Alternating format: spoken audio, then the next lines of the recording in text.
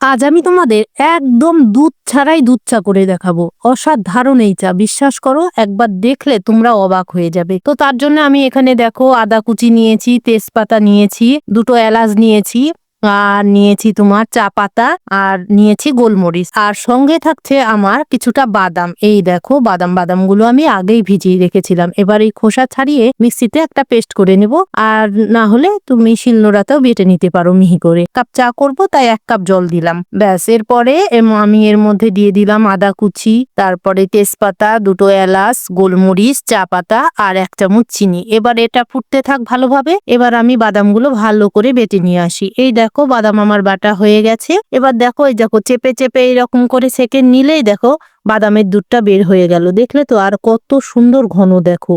এরপরে দেখো ভালোভাবে চাটা ফুটে গেছে। এবার আমি এই দুধটা এর মধ্যে মিশিয়ে নিব। ব্যাস, এত সুন্দর কড়া চা।